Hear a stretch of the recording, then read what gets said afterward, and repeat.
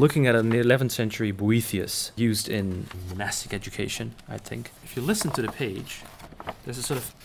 It sounds hard. It's a stiff page. It's a very thick page. It's actually, you can feel it as well. It's a firm page. And as a result, when you turn it, it's very odd to talk about pages like this, but it has a lowish sound to it. So we're listening to the book. If you're a musician, you probably tell what the tone is and all that, but I can't. This is cheap parchment. Yeah, it's sort of almost at the lower end of the scale, I think. And you can see it as well. It has dark stains and gaps, and it's uneven. It's yellow-white rather than being one color. So this is a very utilitarian book. Let's listen to another book. All right. Here we are at the very opposite end of the scale. The book that it almost makes no sound. So I'm flipping through the book now. It's sort of a high pitch, almost like water running from a tap. And it's very, very thin parchment.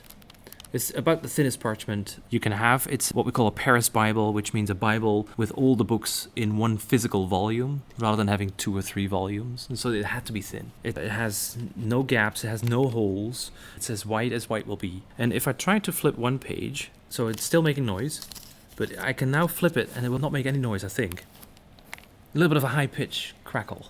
So this is really high-grade parchment. This was an expensive book to produce. This is an expensive book to produce, and also it was meant to be expensive. You want to show off. You can notice on the page, there's decoration. And the writing, the script is much smaller, much finer. Yeah, it's a script specially designed to produce tiny Bibles like this. So this Bible is 133 millimeters, which is roughly the iPhone height. So this is something that somebody needed to work really hard to write this finely. It's even less than 2 millimeters to the line. It's hard to imagine a nib small enough to write like this. And I notice at the top we have something that I would assume would be the title of the book. Yeah, if you buy a modern book today, in the upper margin will be usually the complete title of the volume. But here, it's even smarter. It gives you REG, the Latin for kings. And on the other side, it says 3, which is the 3rd book of Kings. So this was a book made for a wealthy person. Well, it will have been expensive to buy, but does that mean it's made for a wealthy person? Not necessarily, because what happened with these books is many of them were actually used by Dominican friars, monks on the road, going from city to city, preaching. You know, when you're on the road,